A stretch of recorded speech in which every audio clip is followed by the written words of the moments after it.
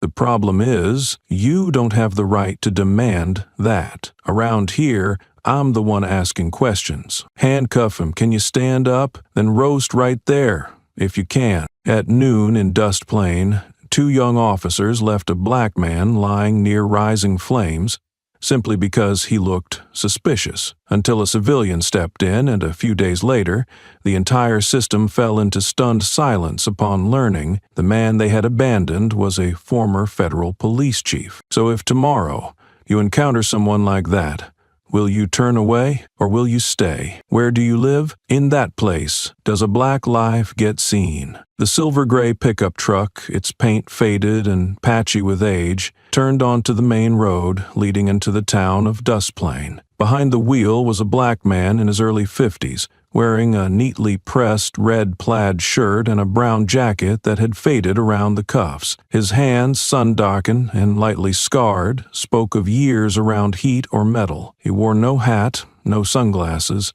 just sat upright, his steady gaze holding the light at bay. Dust still covered the road into town, maybe the only thing that never left. Old wooden houses lined both sides. Faded signs and patched bricks showed a place that hadn't moved forward in years. Not entirely forgotten, but content in its pause. He pulled into a gas station on the East End, the only one with updated prices. The pumps were aging, the buttons dull. Inside, a white man in his 50s, beard clean-shaven and gray, was wiping his hands with an oil-stained cloth. The truck stopped. The black man stepped out, slow but certain. He lingered before entering, as if recalling something, the coffee rack, maybe, or how sunlight used to hit that cloudy glass from the other side. The owner looked up with cautious curiosity, not cold, not friendly. "Where you headed?" he asked, in that small-town tone reserved for unfamiliar faces. The black man met his eyes, calm and deep, then gave a soft smile. "I used to live here," he said, walking to the coffee pot. "Thought I'd come back, see if anything's changed." The owner nodded, watching him closely. "Must have been a while. Don't know your face. Long enough for my hair to go gray," the man said, pouring black coffee. "But not so long I forgot you're always short 2 loaves in the morning." That made the owner pause, then smiled. "Old friend, then." The man said nothing. He stood still for a moment, staring through the dusty glass. The sun had climbed high, casting harsh streaks of light on the pavement. A few teenagers passed by without looking inside. He sipped his coffee, winced at the bitterness, then took another sip, as if the taste reminded him this wasn't a memory, but something he was living through. The station owner wiped the counter again and asked, this time more earnestly, "Are you looking for someone, or just stopping by?" The man set the cup down and shook his head. "No one. Just wanted to see how much this place has changed." The owner didn't quite understand, but didn't press. The man paid, nodded his thanks, and walked back to the truck. The engine started smoothly, quieter than its worn body suggested. The pickup backed out and turned toward the town center. Behind him, the station owner's eyes followed, not with suspicion, but with the uneasy sense of something familiar he couldn't name. In the small locked box in the truck bed, something no one else was allowed to touch, lay a heavy object wrapped in dark cloth. No markings, no insignia, but one light touch would tell it had once belonged to someone with power, and who had given it up, not in defeat, but because he'd seen an Dust Plain hadn't changed much.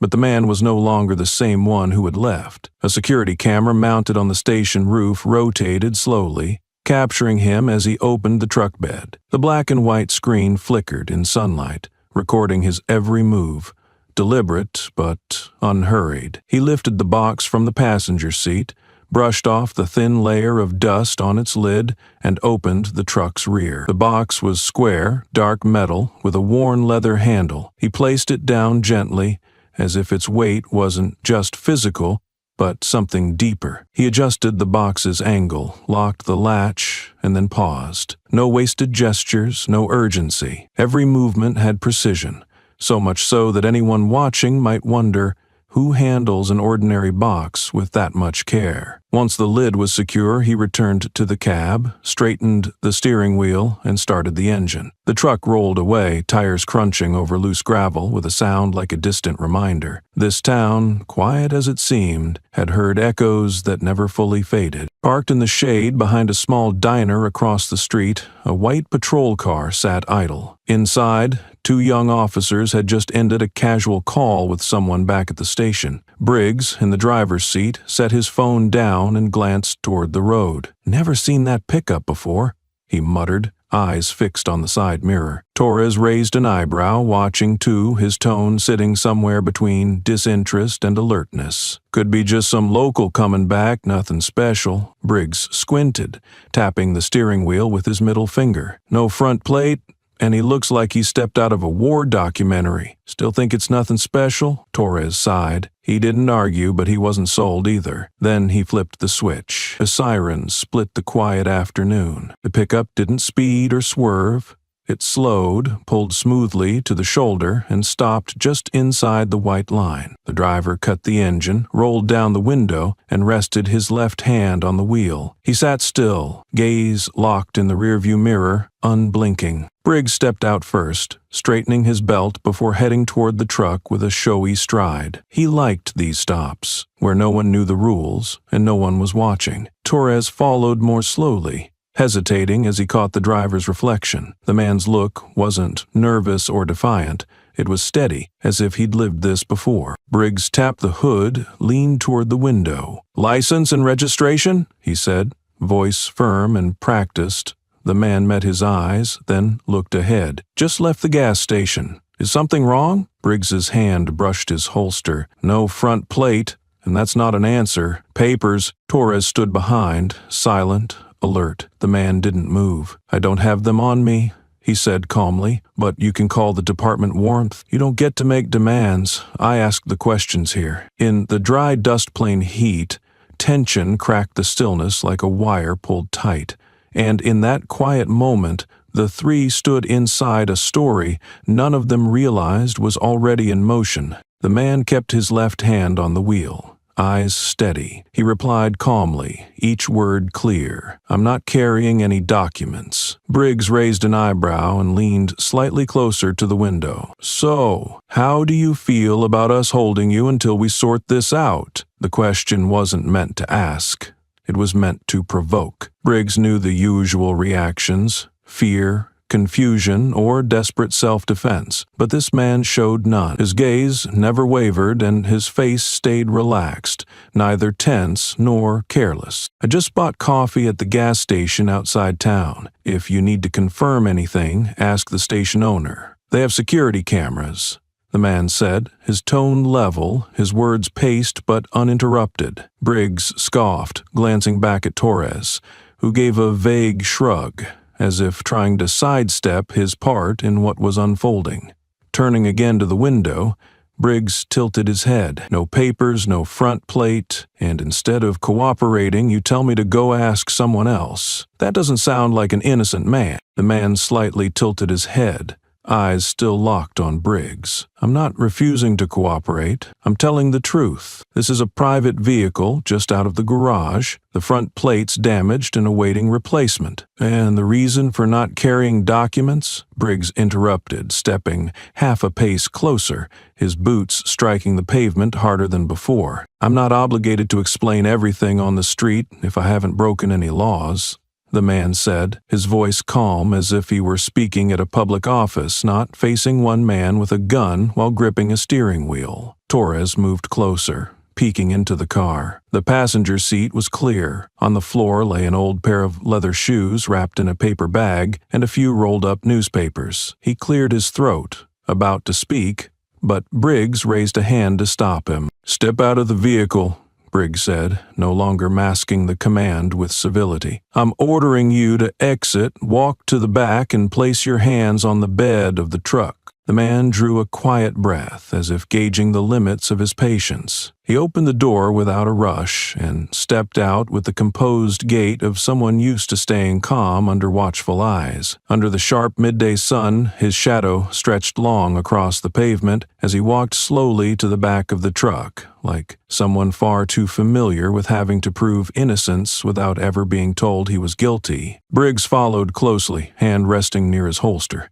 Torres stepped back slightly, his eyes locked on the man's hands. No weapon, no sudden moves, yet the air thickened as if the three stood not in the open but inside a narrow room. "Name?" Briggs asked as the man placed his hands on the truck bed. "Miles. Last name, Carter." Briggs jotted it down, pressing his pen hard into the paper. Torres watched from behind, uncertain. He didn't recognize the name, but something about the moment felt off. Not because of what Carter did, but because he wasn't behaving the way these encounters usually played out. That quiet refusal to follow the script was what unsettled Briggs most. Torres lingered a few seconds after hearing the name, as if running it through his memory, but his face showed no recognition. With nothing to challenge, he stepped to the other side of the truck, peering through the cabin slats before focusing on the bed. He gripped the latch, tugged at it. It wasn't fully locked, just a rusted clasp and a small padlock dangling below. The loose setup gave him pause. He glanced back at Briggs, waiting for a cue. Briggs didn't speak. A tilt of the chin was enough, and he turned back toward Miles, still calmly resting his hands on the truck. The man's stillness showed no sign of resistance or fear, but that calm only pushed Briggs closer to irritation. Torres let out a soft breath, pulled off his gloves, and opened the truck bed. The hinges creaked from rust. Inside were a few simple items: a water container, some tool bags, a few books in a cardboard box, and at the center, a square, dark metal case, solid, deliberate, positioned like it was never meant to be moved. Torres stared at it. No label, just a single keyhole set off to the right. The metal was scratched in places, but the edges were still sharp. He reached out and gripped it, heavier than it looked. "There's something inside," Torres said, looking at Briggs. Briggs stepped closer, glanced in, and said, "Open it." "It's locked," Torres replied quietly. Briggs didn't respond. Miles, without turning, said clearly, "That item is classified." Briggs let out a dry laugh. "You're telling me about classified? Here?" Torres kept his hand on the box, sweating. He stepped back as Briggs pulled a steel pry bar from the car. "This," Briggs said, weighing it, "is called inspection rights." Miles turned and met his eyes. "I warned you, open it without clearance, and it'll trigger federal monitoring." Briggs didn't believe him. Nothing about Miles looked official, his clothes, his shoes, his tone. To Briggs, it was just a bluff. He glanced at Torres, who backed off without a word. Briggs tightened his grip and struck the padlock. A loud crack, then another hit. The lock snapped off. The box stayed shut, but a soft click came from inside, like something had been activated. Torres flinched. Briggs leaned in, hand on the lid. "I said you're crossing a line," Miles warned again. The box didn't open.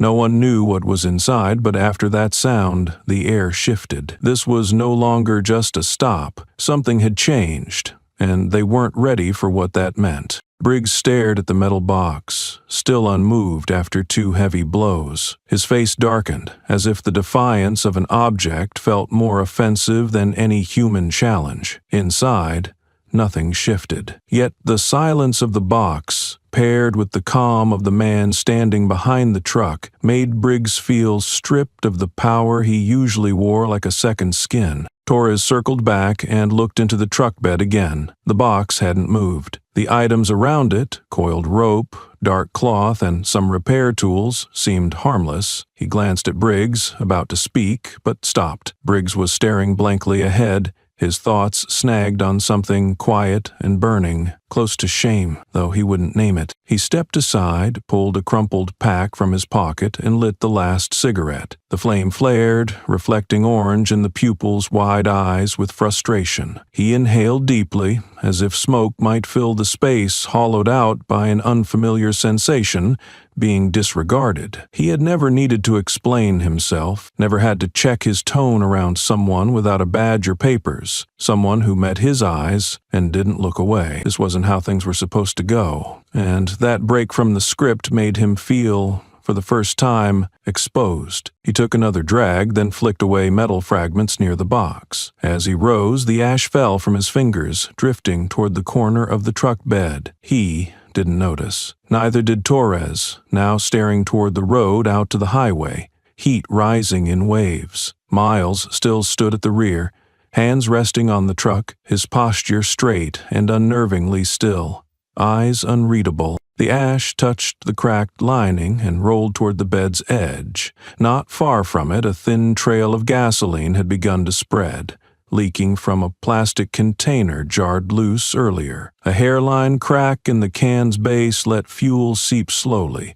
trailing from beneath the box to the bed's rim. Under the sun, it shimmered faintly, like dormant oil waiting to wake. The faint hiss of ash meeting fuel barely registered, but the smell, chemical, warm, unmistakable, began to rise, quiet and sharp. A warning without a sound. Miles furrowed his brow and glanced toward the edge of the truck bed. A few seconds later, he turned to Torres and spoke, not loudly but clearly, like an order that couldn't be ignored. "There's a fuel leak." Torres flinched, looked down, and saw the liquid trailing past the wheel. Cold crept up his spine. He backed away and reached toward Briggs. "Stop, don't move." Briggs turned, confused. "What?" Torres stepped forward and grabbed his arm. A gust of hot wind blew across the fuel trail, intensifying the smell. "There might be fire," Torres said, louder now. "You dropped a cigarette." Briggs looked down, saw the shimmer on the truck bed, and something in his face shifted. In that moment, he understood. It wasn't the man who had lost control of the situation. It was him. A dry, sharp pop rang out. Then a thin flame sparked at the truck's rear, catching the gasoline near the tire. The fire was still small, but its flickering orange sliced into the day like a warning. Torres backed up, reaching instinctively for the extinguisher, but said nothing. Briggs turned fast, eyes narrowing as the firelight hit the box. He looked to Torres for an answer, but Torres could only exhale. The fire spread quicker than expected. A cloth caught, hissing as flames licked across tools and plastic. The air turned sour, burning rubber, fabric, chemical coating, and both men squinted. Heat rose in pulses. It wasn't yet dangerous, but it was enough to stir something raw.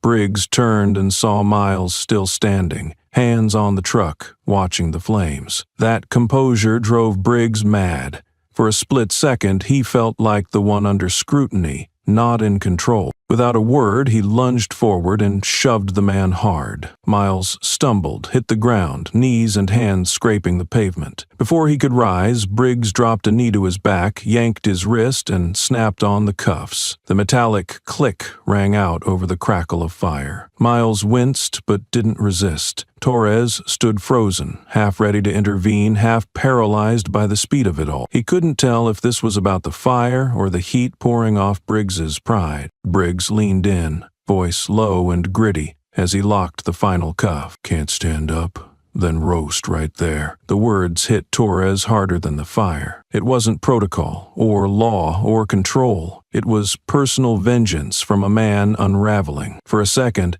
Torres no longer saw a cop, but a man crushing someone just to feel power again. Miles lay still, face pressed to the asphalt, breathing heavy but calm. He said nothing, didn't ask to rise, didn't flinch. His silence was deliberate, as if he understood what was happening and was letting it happen, to reveal what power built on fear truly looked like. In the truck bed, Fire licked the floor lining. The metal box hadn't moved, but its surface had begun to change color. The price of arrogance was no longer about who was right. It was about who remained clear-headed enough to see that every limit breaks. And from the moment Briggs forced that man's face to the ground, the thing that caught fire may not have been just the truck. The fire was no longer confined to a corner of the truck bed.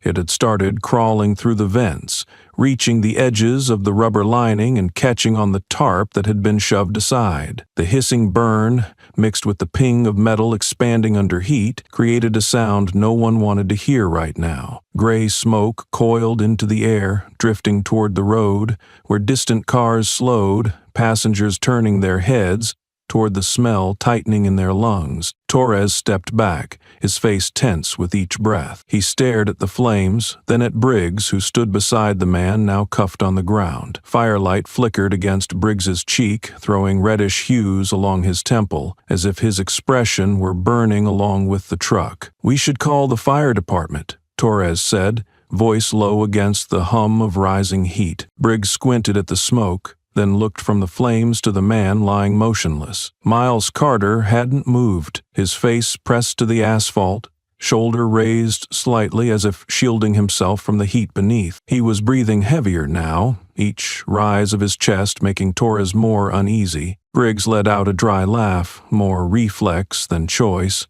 "And what exactly are you going to tell dispatch?" he said, voice hoarse. "That we torched our vehicle?" Torres didn't respond. Sweat slid from his forehead, down his nose, and dropped from his jaw. He eyed the radio on his shoulder, fingers hovering, torn between saving a truck or saving a partner from later questions. "We're losing control," he said slowly, emphasizing each word. "If it explodes, there's no explaining anything." Briggs didn't move. Hands on his hips, he stared at the flames licking the left wheel well. Firelight danced off his boots, turning black leather a dried blood red. A gust of wind lifted the fire higher, slipping it through the cracks of the truck bed. No one was in the street, but it felt like eyes were watching, from behind closed windows, from somewhere beyond the silence. Briggs turned to the cruiser, pulled the extinguisher from the trunk, swung it in Torres's direction, but didn't pull the pin. He gave it a light shake, then tossed it over. "Here," he said. "If you want to be the hero, go ahead." Torres caught it, stumbled slightly at the weight, then opened the valve and squeezed the handle. White foam shot out, covering part of the bed's edge, but the flames had grown too strong for a handheld to handle. Within seconds, the fire clawed back like it had only been pushed from the front door and returned through the windows. Miles shifted slightly. Torres saw it. Though cuffed, the man turned his body to avoid the flame creeping toward his sleeve. That small motion made Torres feel like the man was trying to shield himself from consequences he hadn't caused. Briggs cursed under his breath, glancing around, then at Torres, who stood trapped between calling for help or staying silent to protect a career. Between them, the fire kept spreading, needing no one's permission. Some things, once burning, don't stop just because someone regrets it. The flames grew beyond control. Under the harsh sun, thick black smoke rose in columns, swallowing the truck and whatever it once held. The pavement sizzled, and the sharp stench of burning fuel, rubber, and cloth filled the air until Torres squinted to steady his breath. He stepped back toward the man, extinguisher nearly empty, palms soaked in sweat. Just then Miles turned his head, locking eyes with him. No fear, no pleading.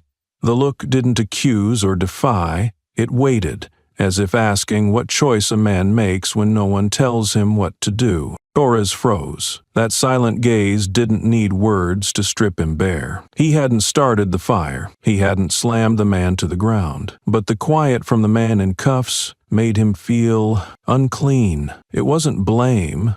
It was the kind of silence that forced a person to confront their reflection. Briggs had no patience for silent stares or introspection. He waved a hand, stormed back to the cruiser, and barked, "Let's go. Don't just stand there." Torres hesitated. He turned once more. The man had looked away. No requests, no shouting for help, just a body lying sideways on hot pavement, smoke rising behind him like a curtain at the end of a play. Briggs slammed his door shut after crushing out his cigarette, rage still smoldering. Torres stepped slowly to the passenger's side. As his hand reached the handle, he noticed specks of blood on his sleeve, likely from the man when he hit the ground. He clenched his fist, climbed in, and said nothing. Briggs gunned the engine, rear wheels kicking dust into a fading trail behind them. In the mirror, Torres saw smoke curling higher than the old gas station roof. No sirens, no crowd, no phones were raised. The scene sank into the quiet of a town used to turning away. They left a man cuffed beside a burning truck. No one spoke, no one stayed. The black smoke rose like a funeral without mourners, without trumpet or casket, just the mark of something wrong, speeding away as if distance could erase it. But neither of them knew. Some marks, once made, never fade. Even when no one sees, something, mind, heart, or sleep, will never fully forget. The sun climbed higher, heat falling in sheets like boiling oil on metal roofs. On the southern edge of Dust Plain, the streets were nearly empty. The only grocery store had shut early, and the repair shop down the block was closed for lunch. But a faded red pickup rolled slowly toward the center, driven by a man named Leo, born in Dust Plain back when his grandfather hauled hay by wagon. He drove without a rush, mind on a delayed fertilizer delivery to a farm at the town's edge. As he turned past two aging buildings, a sharp, burning smell made him tense. At first, he thought it was engine heat, but thick smoke ahead said otherwise. He accelerated, then braked hard. A truck was burning in the middle of the road, flames crawling from the bed to the undercarriage. Nearby, a man lay motionless on the pavement, left shoulder twisted aside, both wrists cuffed behind his back. Leo jumped out. Smoke stung his eyes, and the heat made each step feel like wading through fire. Up close, he saw the man's face, blackened by smoke but features intact. A square jaw, eyes half shut, blood smeared from the hairline down the cheek like a streak of crooked paint. Leo knelt to check for breath. The man was alive, pulse weak but steady. With his hands locked behind, he couldn't move from the flames inching closer. Leo rose, slammed his palm on the truck's window, and ran around to the bed. Wrapping his jacket around his hands, he returned, bent down, and lifted the man. "Hang in there, buddy," he muttered, part to the unconscious man, part to himself. As he lifted, he saw the raw burn where the metal cuff met flesh against the boiling asphalt. The smell of seared skin made his throat clench. He dragged the man to the curb and used his jacket to slap out burning embers on the scorched shirt. The back was charred, cloth melted into skin, making cleanup nearly impossible. Leo dabbed gently, eyes scanning the fire's reach. A soft explosion rang from the truck bed, likely an overheated spray can. Leo threw himself over the man. Shrapnel flew past, burning the pavement near his foot. He was running out of time. Digging into his pocket, Leo pulled out his phone with shaking fingers and dialed emergency. "Truck on fire, 1 injured, South Dust Plain intersection, send help." "Fast," he rasped, eyes on the man. He hung up and ran to the cab for a towel, pressing it to the man's forehead to stop the bleeding. His hands were covered in ash and sweat, but his eyes stayed clear. He knew this wasn't just an accident. "Hold on. They turned away from you, so I turned back," Leo whispered, watching the fire flicker beneath the crumbling truck. He didn't know who the man was or what had happened before he got there. The only thing he knew for certain, no one deserved to be left in a fire like that. There are moments when a good person doesn't need the full story. They only need to see someone lying there and know no one should be left behind. Leo stood by the curb, gripping his phone as the 911 call connected. The dispatcher's voice came through, firm and scripted, but all Leo could give was what he saw. "Truck fire. 1 man badly injured. Burn signs. Need ambulance and fire crew. South intersection, near the old Johnson garage. Please hurry." The voice asked, "Can you confirm the victim's name, age, and condition?" Leo hesitated.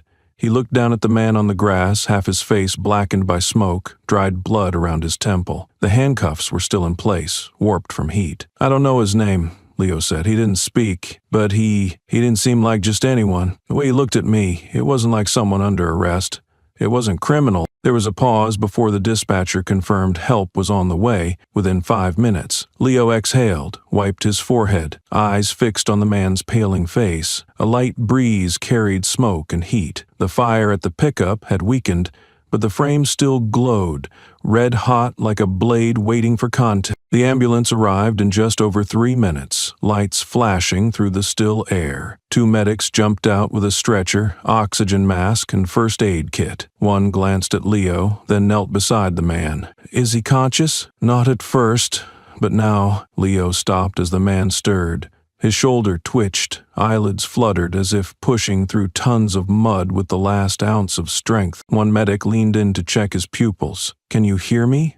If you can, try to open your eyes." Slowly, but deliberately, he did. His eyes opened, blood and smoke clouding his view, but his gaze was clear, unsettlingly aware. No one expected someone freshly burned, beaten, and abandoned in a fire to look like that, with an expression of calculation. Leo knelt beside the stretcher, bracing the man's neck. "The ambulance is here. They've got it from here." The man turned his head toward Leo, lips moving, voice low but clear enough to catch every word. "If they ask, tell them I don't remember anything." Leo froze. The words didn't sound confused or concussed, they were deliberate. No name, no title, no explanation, just silence by choice. One medic looked at Leo. "What did he say?" Leo shook his head. "Nothing important. He just wants some peace right now." They lifted him onto the stretcher, gave him a painkiller, and fitted the mask over his mouth. When the ambulance doors closed and the wheels rolled away, Leo stood still, watching until the flashing lights disappeared down the street. He didn't know who the man was or why someone like that had been left to burn as if his life didn't matter, but that look, clear, decisive, said enough. The man hadn't collapsed. He let them think he did, and with people like that, Leo knew. This wasn't the end of a story, it was only the beginning. The emergency room at Dusk Lane Hospital always felt cold and sterile under white lights, even at noon. But today, the air carried smoke, clinging to the clothes of the man they wheeled in. Doctors and nurses here were used to tractor mishaps, bar fights, or drunk driving scrapes, but this man didn't fit any usual case. He arrived with light burns on his shoulders and forearms, dried blood caked around his temple and eyes, and most striking of all, a warped metal cuff still locked around his wrist when the ambulance pulled in. They had to cut the cuff off with a rotary tool, and they did it in silence. Questions about why someone so badly injured had been cuffed were saved for later. This situation was already far beyond the kind that needed simple answers. The man was awake but silent. When asked his name, he turned his face away, eyes deep but not angry. Some suspected head trauma, but the sharpness in his gaze made that hard to believe. Head nurse Marable handled the initial treatment.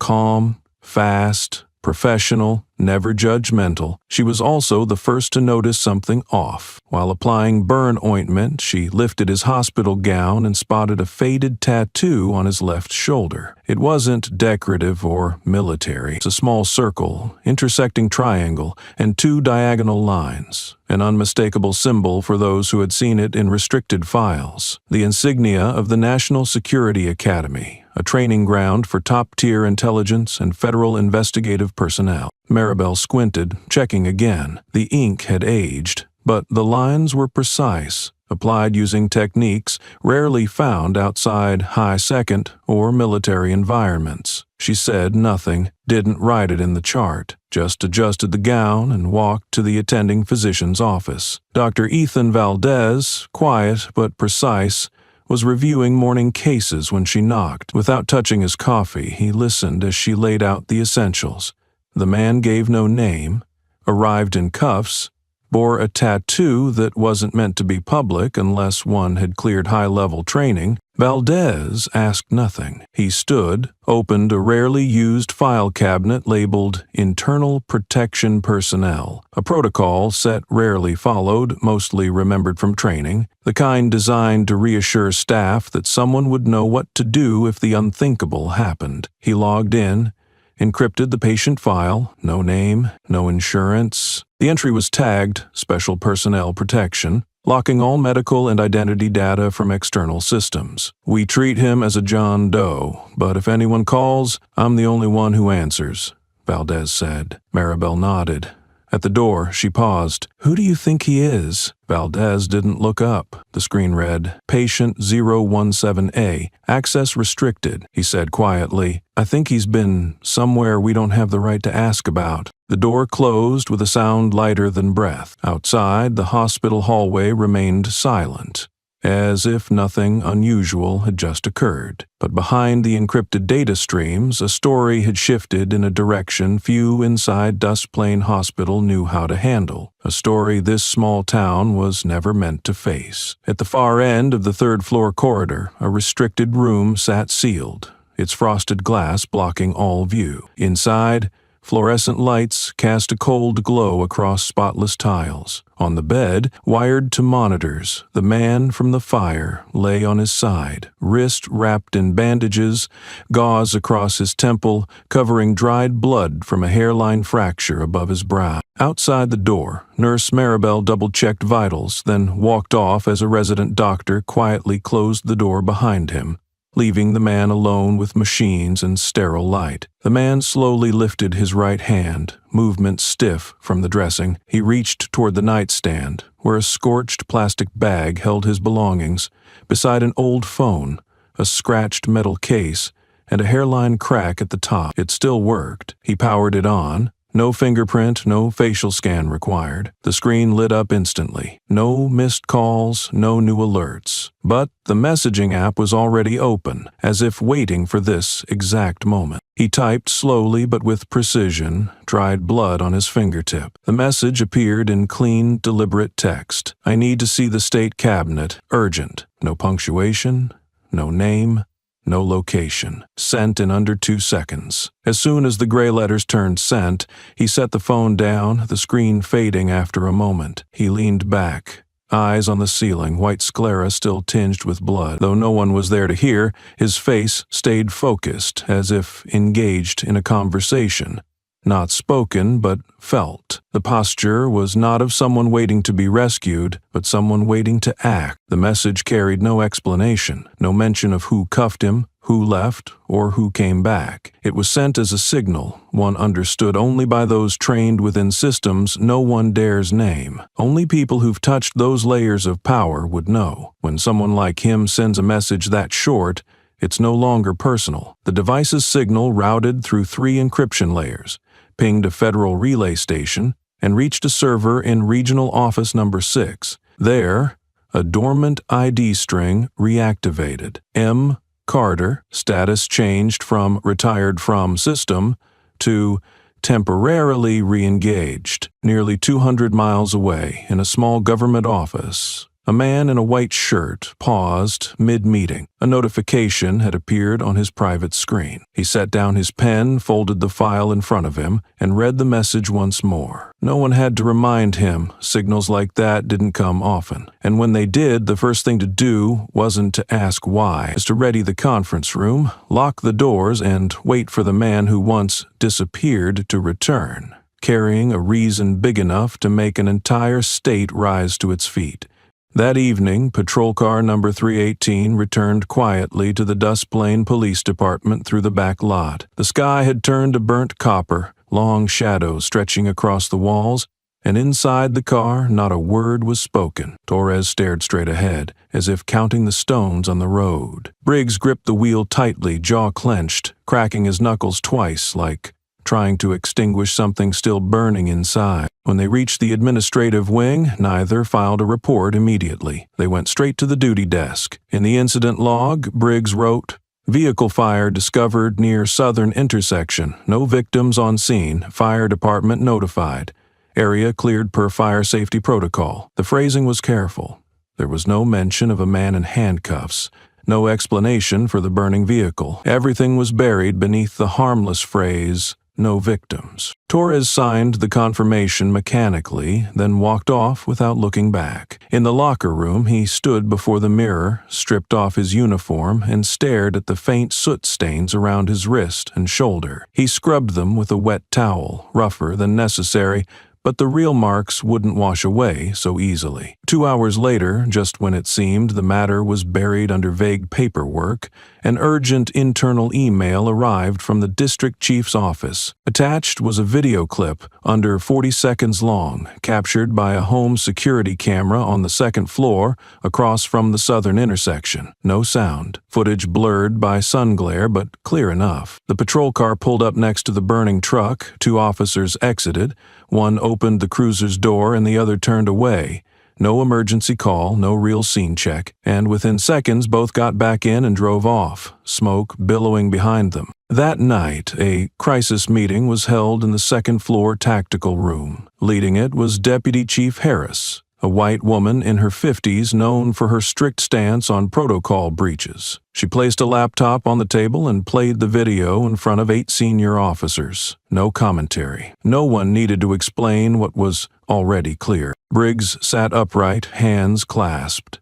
He didn't blink as the footage replayed. Torres kept his eyes on a dried coffee ring on the table. Your report states, no victims. Then, who is lying beside the vehicle in this clip?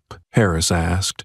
Her voice wasn't loud, but each word struck like a hammer. Briggs replied flatly. When we left, he didn't appear seriously injured. We assumed he left the scene on his own. Someone exhaled sharply, clearly unconvinced. Harris gave a slight nod, as if only to register that she had heard. Then she turned the screen toward herself and paused it at the frame where Briggs leaned down, locking cuffs onto a man face down on the pavement. This is not injured? No answer. This is someone who left on his own? Silence held. So the two of you left a handcuffed civilian, injured, lying beside a burning vehicle, and filed a report stating there were no victims. Briggs pressed his lips together. Torres opened his mouth but said nothing. Harris looked around the room, then spoke slowly. I don't care who that man is or why he refused to give his name. I only care why 2 sworn officers chose to abandon every rescue protocol and rewrite the truth on paper. The meeting ended without a formal conclusion, but as everyone stepped out of the room, they understood one thing. This was no longer in their hands. Some mistakes, if left alone, become markers for something worse. And that video, silent, faceless, spoke louder than any report ever written at the station. The air inside the Dust Plain Police Department turned heavy. Glances exchanged in the hallway lost their usual ease. The desk officer sat still, fingers twitching over the counter. The fax whirred. The phone rang.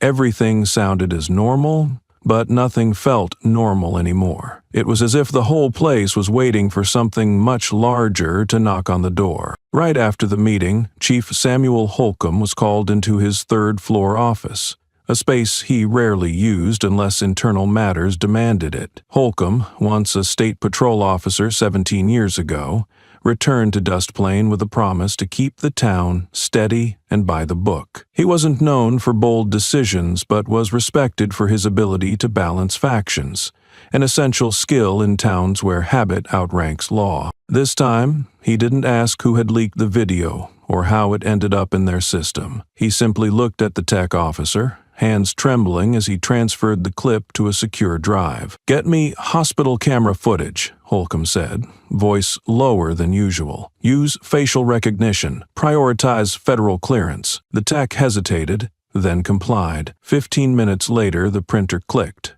spitting out a high-resolution photo.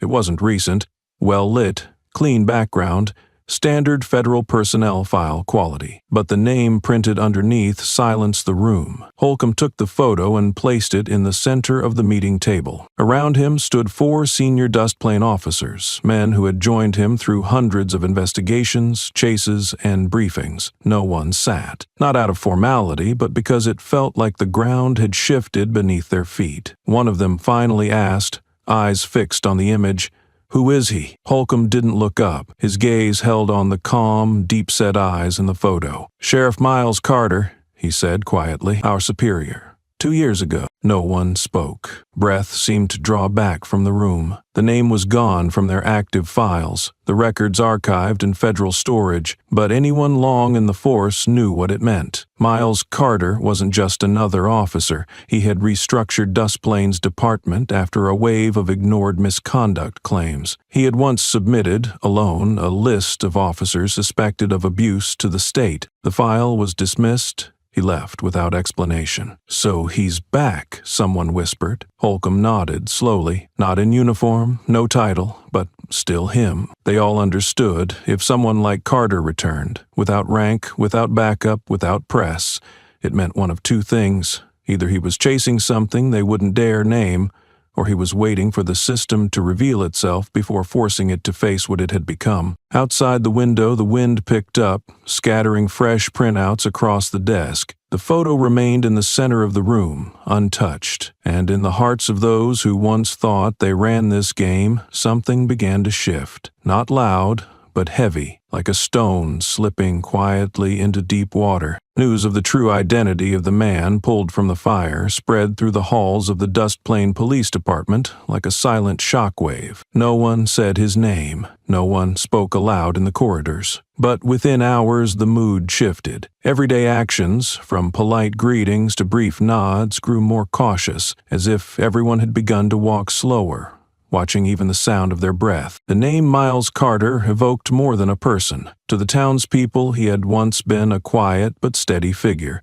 the first police chief in local history to hold the role without backing from politics or bloodline. To those in the force, he was the man who forced Dust Plains' internal affairs to reopen files long presumed buried. During Carter's tenure, many decisions made lower-ranking officers uncomfortable, not because they were unfair, but because he demanded they follow the rule. 2 years ago, he vanished from public service.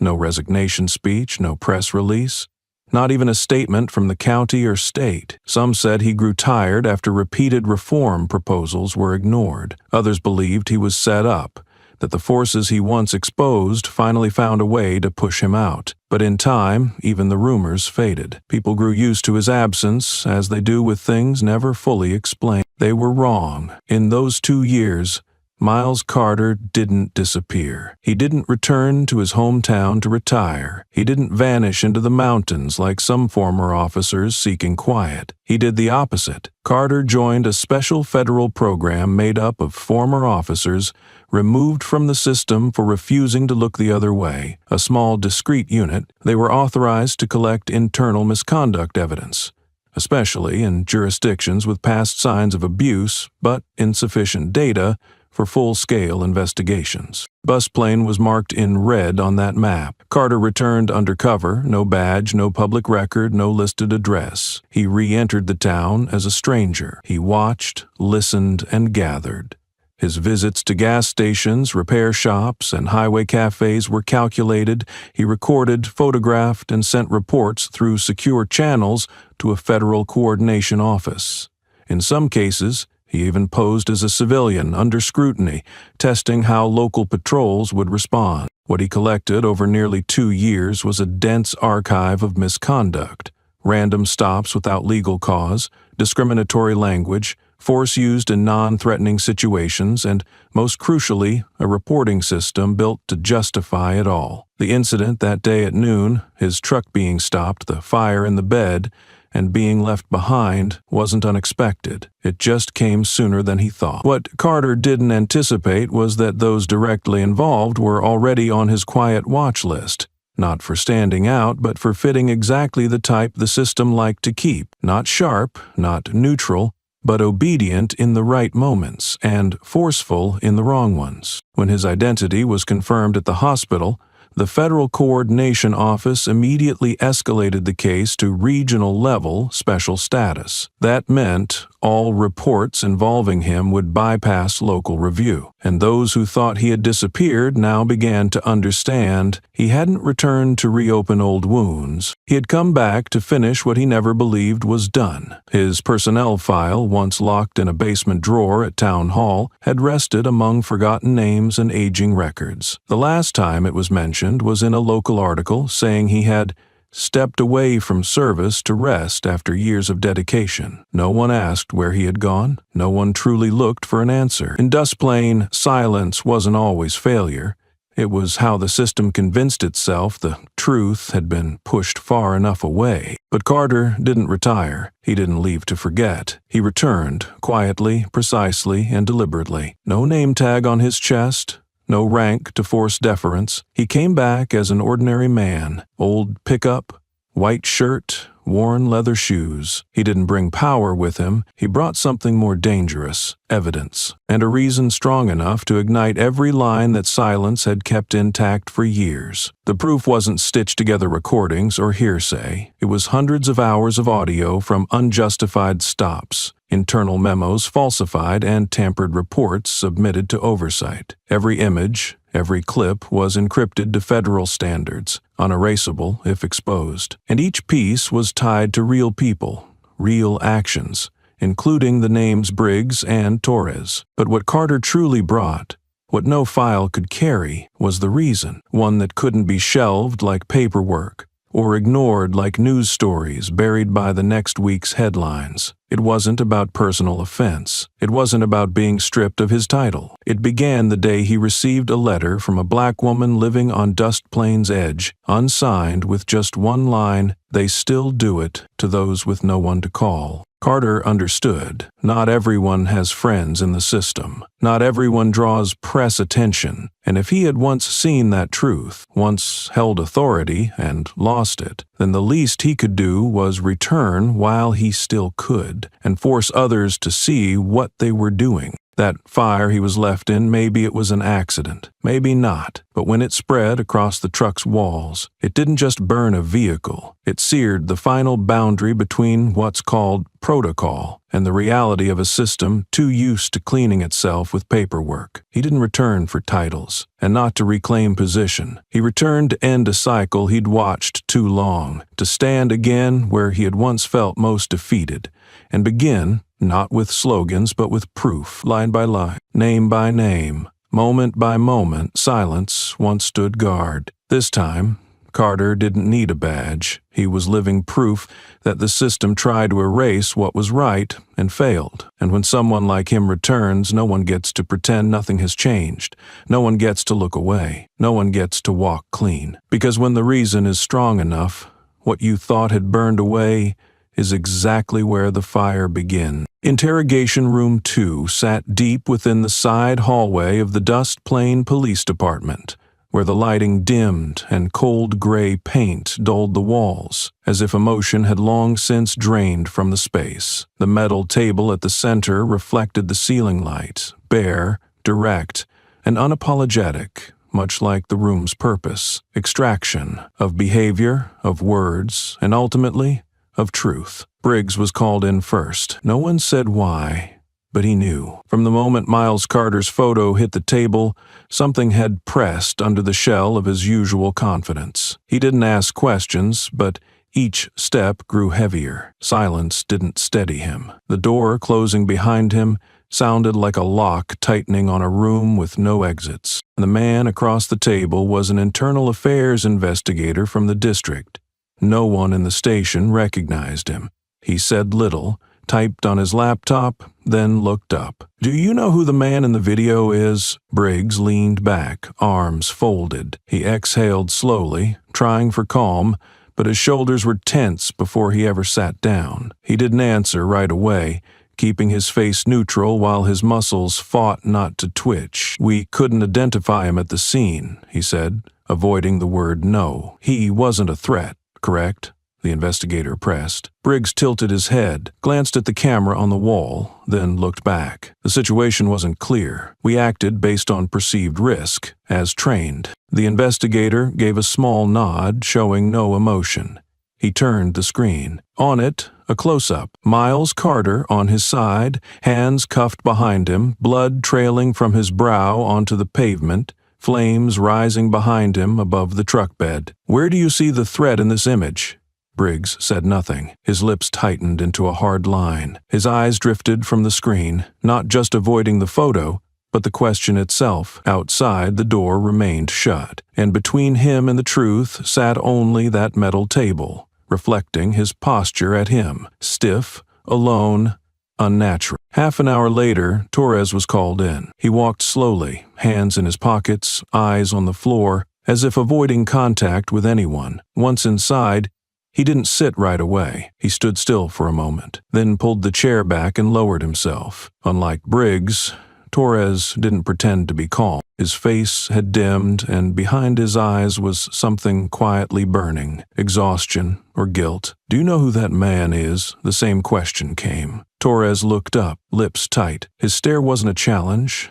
It asked something else. "Is there a right answer now?" "We didn't know his name," he said softly, "but I think I'd seen him before, at a departmental ceremony. 2 years ago?" The investigator didn't react, just kept typing. Torres looked down at his hand. A red mark still lingered on his left palm, a burn from pulling the man out of the fire, one he hadn't told anyone about. In the steady stream of questions and watching eyes, his silence wasn't hidden. It was something he didn't yet have words for. "Did you recognize him as former Sheriff Carter?" Torres didn't answer right away. A sigh slipped out, faint as dust. "I think I did when I looked back, but at that moment, I wasn't sure, or I didn't want to be." Inside the closed room, beneath the cold gray walls and indifferent ceiling light, no one said another word, but it was clear. They knew, both of them, and when they didn't speak up, didn't act, didn't stop the line from being crossed, their knowing became a weight, the weight of choosing silence at the moment it mattered, and not having the courage to call it what it was, complicity. That afternoon, the temperature outside dipped slightly with a breeze from the edge of town, but inside the Dust Plain Police Department, the air was warming in a very different way. At the front desk, the internal phone rang 3 times, then stopped. The receptionist assumed a routine call until the screen flashed, "Priority Relay, Office of the State Governor." She forwarded it directly to the 3rd floor, to Chief Samuel Holcomb's office. He was standing at his task board, coffee still untouched in his hand. When he picked up, only one sentence came through the line, no introduction, no explanation. "Carter will hold a press conference this evening. Be ready to broadcast." The line was cut immediately. No one asked if Holcomb was ready. The command hadn't come from a reporter or a city spokesperson. It had come from above, from power that didn't need to explain itself. And to Holcomb, that was the final confirmation. Things had slipped beyond the system he once believed was contained. He set the receiver down slowly, staring at the wall for a beat, measuring the gap between what he already knew and what was coming. Carter, the man the town thought had stepped away, was walking directly into the spotlight, not with a badge, but with a story no one had ever fully told. Within 20 minutes of the call, word had reached every office. In the internal communications room, technicians were ordered to check the live stream lines, activating the broadcast interface from the state media hub. The main conference screen lit up, testing signal from the regional government office nearly 100 miles south of Dust Plain. A blue backdrop had been set, the center chair empty, 2 microphones waiting. Briggs and Torres were asked to remain in a private waiting room. No one explained why, but every look cast in their direction told them the same thing. The time for denial was ending. They were no longer in control. They were characters in a story someone else was now finishing. In the main hall, the duty officer began gathering staff for the live briefing. Those who once believed the incident was a small misstep now understood they had been standing at the center of a storm that would not stop. It was no longer about a burned vehicle,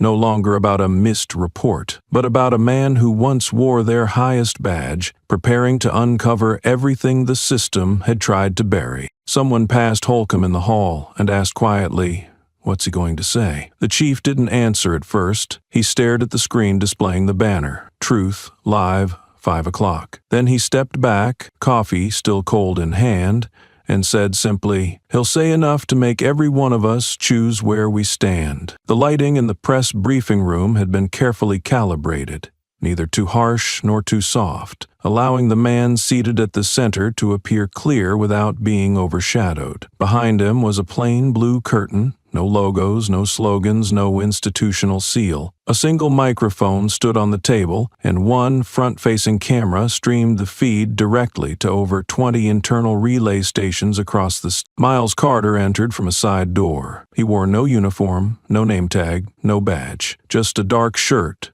his right wrist still wrapped in medical gauze. He sat without greeting the audience, without scanning for faces, without asking who was present. In an air that felt stripped of oxygen, he took a breath and gave a small nod, as if that gesture alone signaled it was time to begin. There was no host, no musical intro, no scrolling banner. When Carter spoke, the audio came raw and unfiltered, direct, like the story he was about to tell. "I used to be the sheriff of Dust Plain." His voice was rougher than before, likely from the damage of smoke and fire, but every word remained steady, carried weight, not fast, not theatrical. It was the cadence of a man who had nothing left to prove and nothing left to lose. "I left my post 2 years ago. After the system I believed in refused to act on the reports I submitted about abuse of power. Some colleagues called it a failure. Others called it a safe exit. I didn't correct them. Because once a man no longer wears a badge,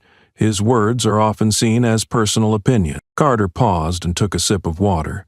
The camera didn't cut. Everything unfolded like a conversation with no one on the other side of the screen. "But I didn't retire. I joined a special program under the coordination of the Federal Oversight Office to investigate recurring patterns of abuse. Dust Plain was one of the first locations I submitted." He continued, without notes, without a teleprompter. His memory was so precise that the audience could almost feel each moment, each sound from that day being replayed in slow motion. "That day, I was driving a truck with no front plate. It was pending replacement. I was stopped.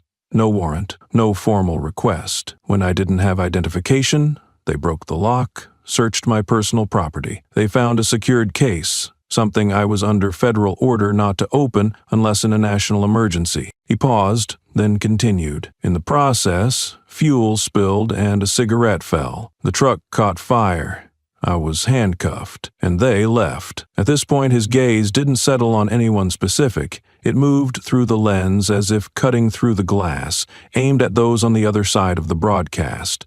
Police officers, mayors, oversight officials, or simply people who had once believed this didn't concern them. "I'm not here to call for punishment, not here to point fingers or assign blame. I'm not a victim. I'm the one who gave them the authority." He stopped. The room stilled so completely that even the smallest sound could have shaken every heartbeat in the audience. Then he said, "They used that authority to leave me to burn." The words rang out without needing repetition. There was no anger in the tone, no raw edge in his voice, but it was the calm that made them heavier. This wasn't a statement, it was a conclusion, from a man who once held the highest seat of power in the town, now sitting lower than any civilian, just to remind those still inside the system that power protects no one from corruption if they don't know how to use it when it matters. The camera stayed still, and Carter remained seated, hands clasped on the table, eyes steady. There was no need for a backdrop. This time, he was the image no one could erase. After that final sentence, the room froze. No one moved. No coughing, no shifting chairs, no whispers. Everyone in that briefing room, from veteran officers to junior clerks, sat upright, as if their bodies instinctively understood they owed a posture of respect to what they'd just heard, even if their minds had yet to fully grasp its weight. Miles Carter didn't raise his voice. He didn't clench his fists, didn't pound the table, didn't hurl accusations like one might expect from a man speaking out publicly, but for that reason everything landed deeper, quieter, heavier. His calm wasn't coldness, it was something else, something only found in those who have lived long enough to understand. When truth arrives at the right moment, it doesn't need to shout to be heard. No one left the room when he finished the first part of his speech. Every eye remained fixed on the screen, still showing the live broadcast, as if they all recognized that what came next would be a turning point. No one spoke, but everyone knew After today, no one in the department could return to that previous rhythm, the routine of complete reports, of minor incidents, of temporary internal handling. On screen, Carter still sat, hands folded, face bearing exhaustion, but his gaze unshaken. "I don't want a statue," he said, his voice softer now. "I don't need anyone to speak for me. Whatever I've done, I'll own it, including returning without permission, including putting myself in danger to collect proof." He paused, then added, "And if I survived, it wasn't to seek revenge. It was to clean up." No one in that room could deny that this single sentence closed every gap left in the conversation. No one could argue against a man who nearly burned alive, choosing to return not for retribution, but to repair. No one could still call that day a procedural oversight or operational lapse. On screen, Carter removed the mic from his shirt, stood slowly, and walked out of frame. No bow, no wave. He left as he arrived, unannounced, unguarded, but leaving behind something that no report could stamp out. In Dust Plain, in a room once filled with the sounds of tapping keyboards and buzzing printers, not a single key was pressed that day, because every word felt too small next to a sentence that was never repeated. A man had returned, not to reclaim his position, but to remind the system that his presence wasn't for remembrance. It was to begin again, and this time, no one would be allowed to look away. Less than 2 hours after Miles Carter's speech, major news networks launched special coverage. Each channel ran bold red banners across the screen. "Former sheriff speaks after being left in fire," or "Dust Plain and the truth beneath the smoke." Some stations replayed his full speech unedited, while others brought in lawyers, analysts, and former law enforcement to discuss potential fallout. Viewers across the state watched not out of curiosity, but from the unease his story stirred. No one wanted to believe that within a system supposedly run by law, a man who once held the highest badge could be abandoned like a nameless figure on the side of the road. But the image was undeniable, the silence after Carter's words inescapable. So they listened, watched, and waited to see who would strike back first. They didn't have to wait long. Within 24 hours, State Senator Colton Avery appeared on national television wearing a charcoal gray suit and a tight smile, a thick stack of documents in front of him. He told reporters, "We're witnessing someone who rejected procedure, now trying to rebuild his image by swaying public emotion. This isn't justice. This is a stunt to defame the very system he once served." The quote circulated rapidly online. Avery's supporters argued that Carter's unsanctioned investigation violated protocol. They insisted outrage could not replace process. But others began to ask, why were Carter's findings never acknowledged? Why did someone at the top have to act alone? Carter did not reappear. There was no second speech, no press release. He returned to silence, as if his statement was never meant to provoke debate, but to serve as a closing record, a declaration to end a chapter.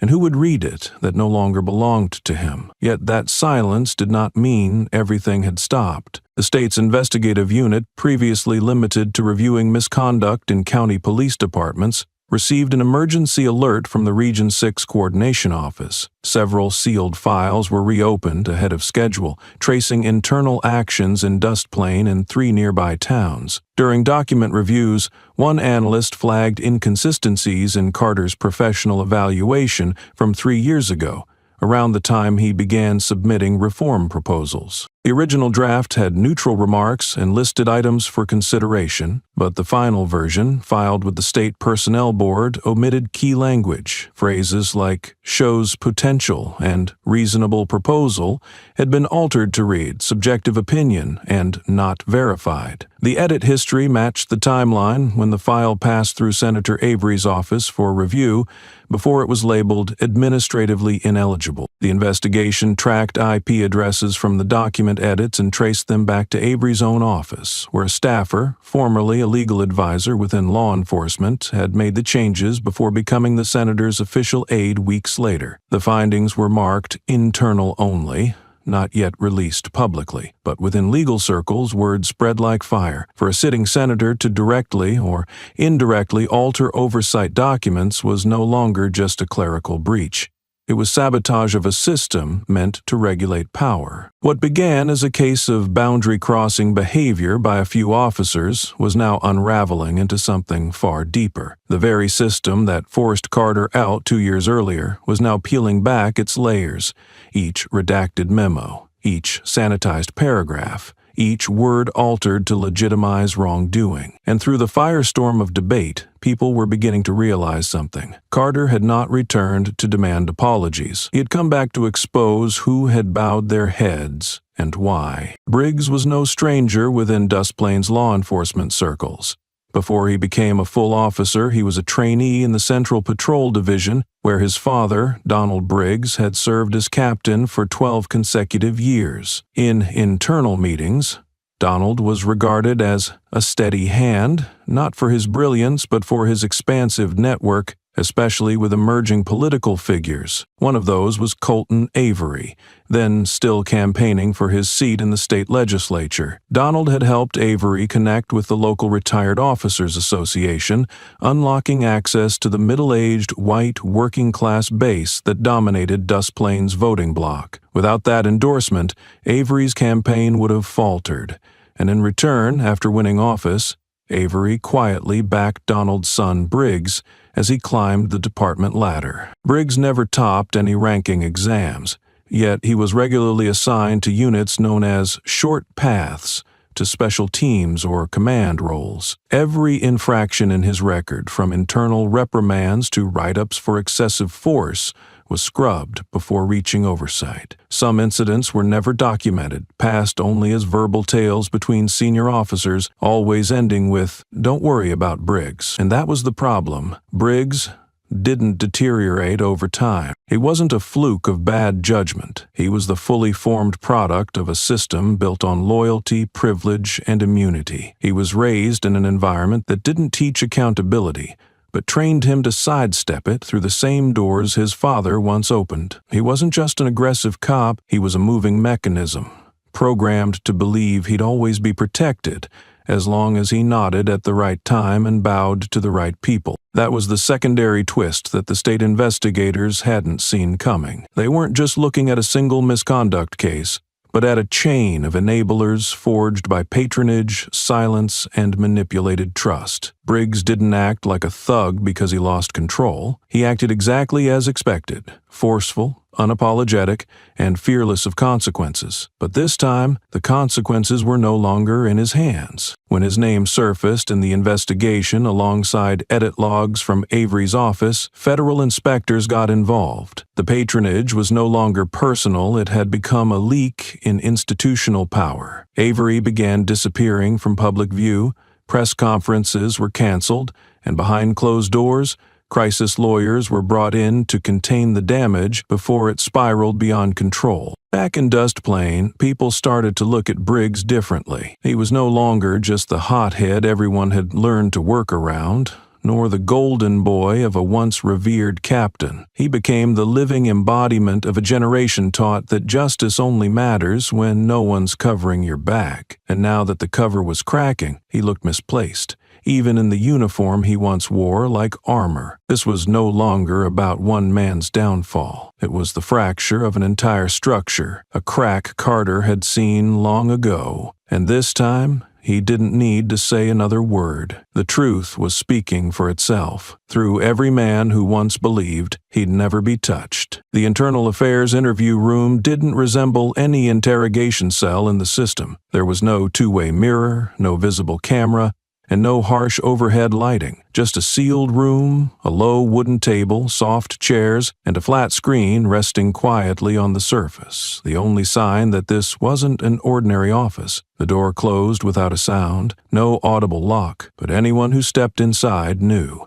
What came after wouldn't be easy to leave with. Torres was called in around 4 o'clock. He didn't ask why. No one needed to escort him. When his name appeared in the internal meeting roster, marked with a Level 2 review code, he already understood. He walked into the room no longer carrying the hesitance he had had the past few days. But it wasn't quite willingness either. It was the demeanor of someone who'd accepted that something, sooner or later, had to be faced, and today was the day. Opposite him sat a special investigator from the state. No uniform, no title introduction. He simply opened his folder, flipped through a few pages, and stopped when he reached a brief note next to Torres's name. Torres stared at the page but couldn't read a thing from that distance. He placed both hands on the table, loosened his shoulders, and for the first time since that day, he spoke before being questioned. "He's still alive, right?" It wasn't said as courtesy, nor out of formal curiosity. His voice was dry but steady, no shaking, no defensiveness. It was a real question,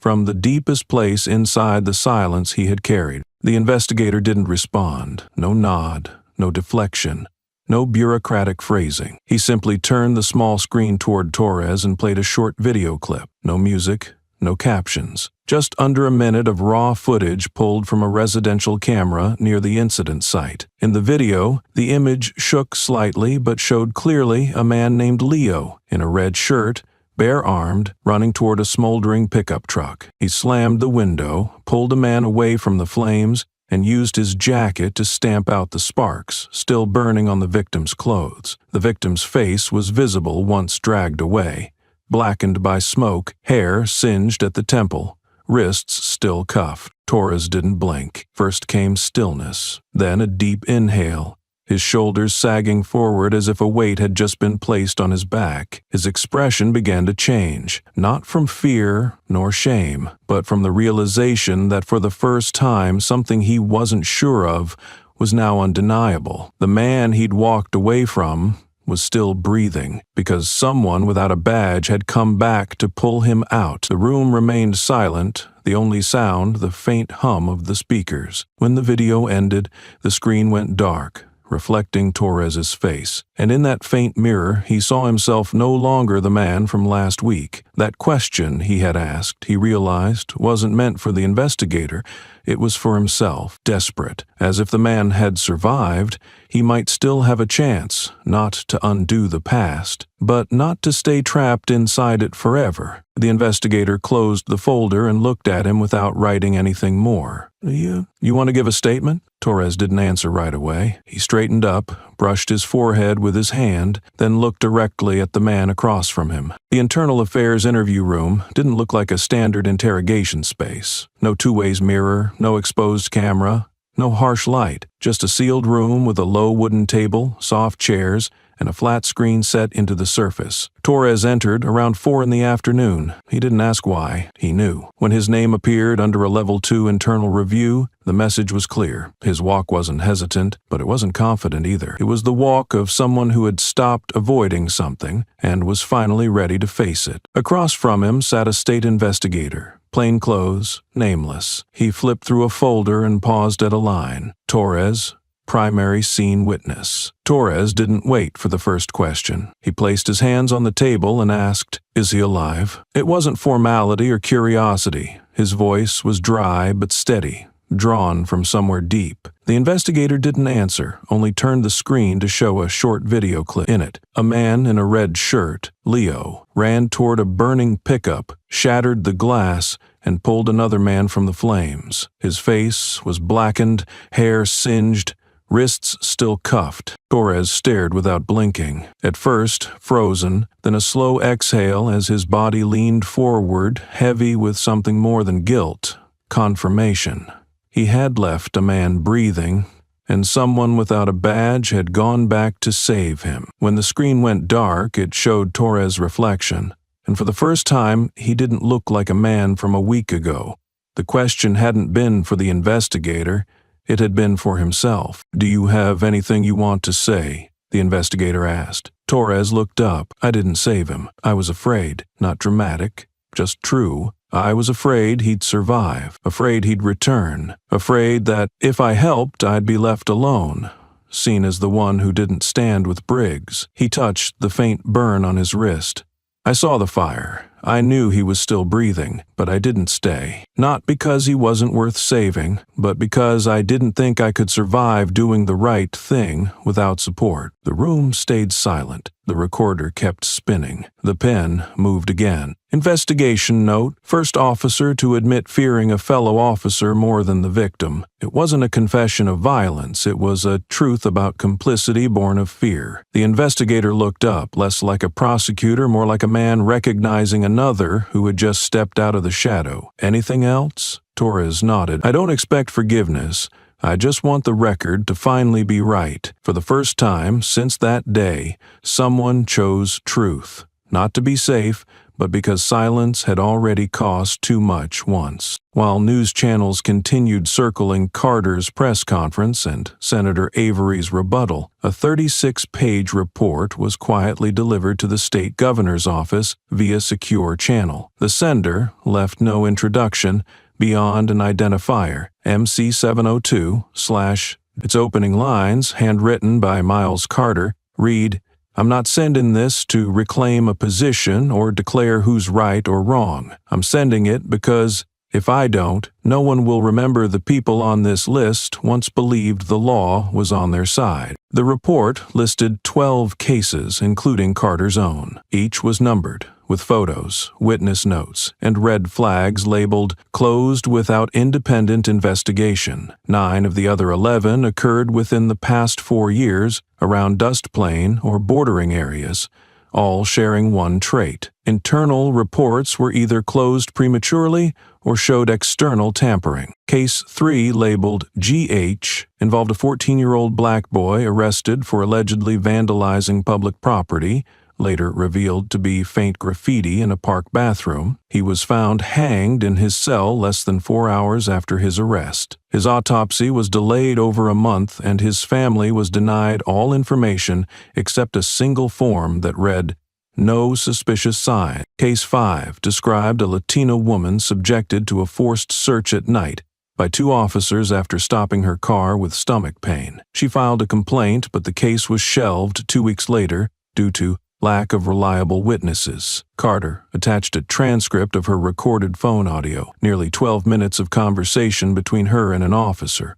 Audio that, by department rules, should have been archived but never appeared in police records. Case 9, the one that pushed Carter to leave, centered on Claire Dalton, a female officer of 7 years who reported her superior for violent conduct during a juvenile arrest. 12 days after submitting the complaint, she was transferred, and within 3 months, dismissed for disrupting internal unity. Carter included a handwritten letter from Claire. "I no longer believe this system will save me, but if you're still there, I'll believe someone hasn't given up." Carter offered no commentary beyond the data. The cases were listed, no exaggeration, no accusations, but the coldness of the facts, the precision of dates, and the clarity with which each name slipped out of justice's reach created a weight that couldn't be ignored. The governor's office received the file just as media pressure surged. But unlike the noise of public outrage, this report didn't scream. It pressed down, one name at a time. A legal advisor reviewing the final page muttered just one sentence: "This isn't a report, it's a death certificate for a town's faith in its system." No one needed Carter to explain why he came back, because when people saw that list, they understood he didn't return to save himself. He came back so that no one on that list would be remembered as just a case number, but as what they truly were: human beings. And if justice still meant anything, it had to begin by saying out loud the names of those once silenced by an entire system's quiet. 2 days after the report reached the governor's office, political pressure became visible. The state secretary of the Interior, known for rarely speaking to the press, held a closed meeting with advisors after reading Carter's documents. It lasted 4 hours and ended with a proposal. All 12 cases should be declassified and released to the public. The stated reason in the minutes: not due to any individual incident, but because of the systemic nature of the issue. That proposal triggered a new wave of public response. Civil rights groups voiced support. urging the forgotten victims to be brought back into the light. Major news outlets began contacting families from the report, preparing investigative features. On social media, the hashtag Dustplane Files spread rapidly, accompanied by long unanswered questions. What happened? Who erased the records? Who got spared? And why? But behind the scenes, a quiet and intense standoff emerged between two seats of power. Senator Colton Avery's office quickly filed a formal objection, arguing that releasing unverified files could cause irreparable reputational damage to some law enforcement figures. The letter used a familiar phrase, the danger of setting a political precedent on procedural matters, a coded push for the Interior Secretary to back down. Beyond paperwork, Avery's team made direct calls to agency heads. Hearing schedules were postponed without a reason. Witnesses were reminded that speaking out might impact their personnel files or pending benefits. No one admitted to intimidation, but it was clear the system wasn't reacting to expose the truth, it was fighting to survive. Carter remained silent until he sent a brief one-page memo to the governor's office, the Interior Secretary, and all state law enforcement units. No press, no broadcast, just this. I'm not asking to be believed, nor for immediate punishment, but after reading those 12 files, we are no longer uninformed.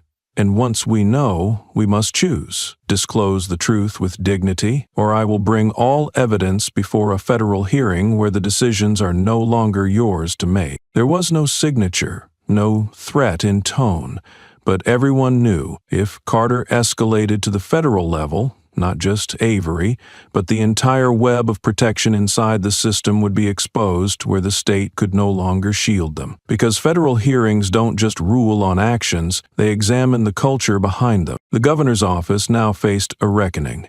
The Interior Secretary leaned toward disclosure. Avery's office threatened lawsuits. Voters began demanding transparency.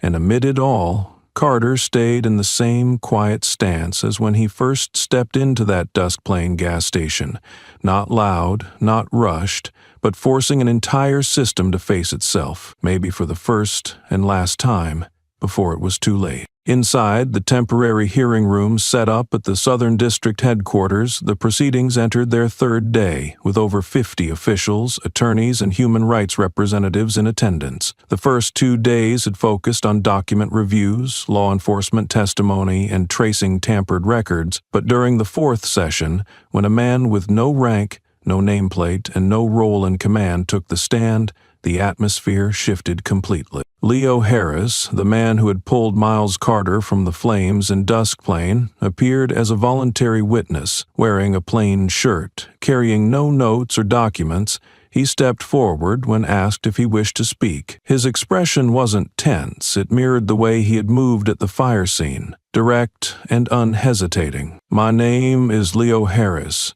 he began, his voice steady and slightly rough from disuse. "I've lived in Duskplane nearly my whole life. My family's been there for 3 generations. I'm not with anyone. I've never voted for anyone." His eyes briefly scanned the front row, where at least 5 former department leaders sat watching. "That day, I was driving past the southern intersection. I saw smoke, thought it was an accident, and pulled over. When I got close, I saw a burning vehicle and a man lying near the flames. His wrists were cuffed, blood on his forehead. No one around, no sirens, no paramedics, just him, the fire, and the smoke." Leo pulled a napkin from his pocket, wiped his brow under the overhead lights, and continued without pause. "I didn't know who he was, didn't recognize any title, saw no badge, no ID. I just saw a person left behind, so I pulled him out, used my shirt to put out the flames, called for help, and stayed until someone came." That one sentence, simple and unforced, fell into the room like a heavy stone into still water. No fancy words, but it said what hundreds of pages and thousands of lines of data could not. In that moment, what remained wasn't protocol, it was conscience. Leo didn't call for action. He blamed no one. Yet within hours, a video clip of his words circulated on social media, drawing millions of views. News headlines highlighted one quote, "I didn't know who he was I just saw a person left behind. It wasn't an accusation, but it left no exit, because it didn't target politicians or police. It targeted a collective habit, the habit of looking away, of thinking someone else will help, or worse, deciding who deserves help based on status or identity. Leo needed no evidence. By stopping his truck that day when so many others did not, the proof was already there. He stood for something the system once believed it didn't need, a bystander, with no ties, no gains, who did the right thing at the right time. The power of his statement wasn't in its volume or tone, it was in how it made people turn the mirror on themselves. In coffee shops, council chambers, even police departments, the question began surfacing, if it had been me that day, would I have stopped? Miles Carter brought the evidence, but Leo Harris, with one simple act, delivered what the system feared most, a moral witness, someone who didn't need the law to know when to step toward a person lying on the ground. And this time, the system couldn't dismiss it as outside protocol, because it came from where protocol had already failed. That morning at the Des Plaines police station, the internal mailbox received a handwritten letter in a plain white envelope with no return name. It sat neatly among routine memos, time-off notices, shift schedules, and technical reminders. But one glance at the opening line, and the desk sergeant knew it was unlike any document they had seen. The writer was Elise Monroe, a patrol officer with less than 2 years in the force. He came from the post-reform generation, trained to emphasize community trust, de-escalation, and civilian-first engagement. Elise had never received a formal complaint. She had never been involved in any controversial incidents. To most, she was the poster recruit, academy grad, clean record, quiet execution. So when her letter reached the captain's desk, the entire department fell into an uneasy silence. "I'm not resigning because I no longer believe in the mission," Elise wrote clearly. "I still believe in protection. I still believe in justice. But I can't continue in a place that makes me choose who to trust based on the color they wear on their skin." The final line, in gently slanted handwriting, not underlined or bolded, cut sharper than anything else. "I've stood still too long while others turned away. And today, I choose to stop, not to escape, but to stop enabling." Her signature didn't shake, and when she submitted the letter, she didn't slip out quietly. She walked the halls she'd patrolled, removed her badge, placed it on the front desk, and nodded at the watch officer. No one called her back. No one spoke to stop her. But the eyes that followed, of those who had trained her and patrolled beside her, no longer held the same detachment. News of her resignation spread quickly, not because she was the first to quit, but because she was the first of the new generation, the generation trained to be different, but until now, forced to act the same. And in that moment, she chose to break from the path the old guard had fenced in. In the side rooms, once noisy with speculation after every incident, conversations began to quiet, not out of fear, but because those who had once stayed silent no longer felt they needed permission to speak. No one pounded fists. No one shouted, but someone did stand up at the morning meeting to say, "I want to review every warrantless detention from the past year." Someone else questioned a report, "Why does this say no witnesses when there was a nearby camera?" And another, though not resigning,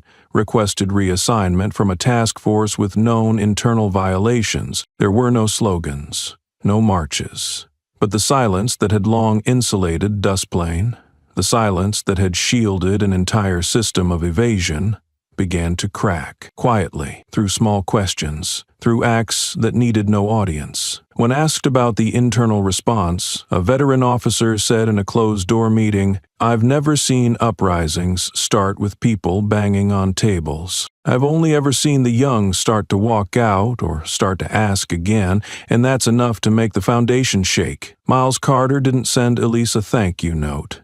She didn't seek him out, and it wasn't necessary, because she didn't do it for him. She did it for herself, and for a system that, if it wants to survive, must relearn how to stand upright from those who had long been taught to bow. The first report didn't come from a major newsroom. It wasn't aired by a national news channel. It began with a simple post on the personal page of an independent journalist named Aria Blake, who had been fired from a local paper for not aligning with safe editorial direction. She had no production crew, no fancy budget, but she had something most people in the field didn't hold on to for long: the persistence to chase beyond half answers. Aria had followed the Miles Carter case from the beginning. When parts of the report were made public, she started combing through layers of sealed files, tracing documents scrubbed from the state's internal system. Through a chain of anonymous emails, she uncovered a closed-door meeting from nearly 2 years ago where Briggs's name had appeared on a disciplinary recommendation list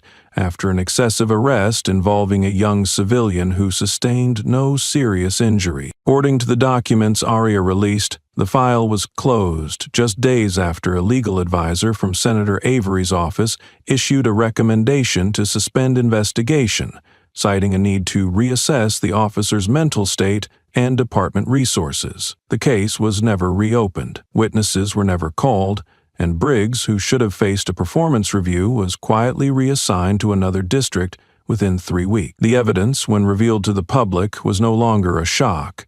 It was the final piece in a puzzle everyone had already begun to see, but now they were forced to name it. Institution. Miles Carter, upon learning of the disclosure, made no immediate statement. He didn't call a press conference.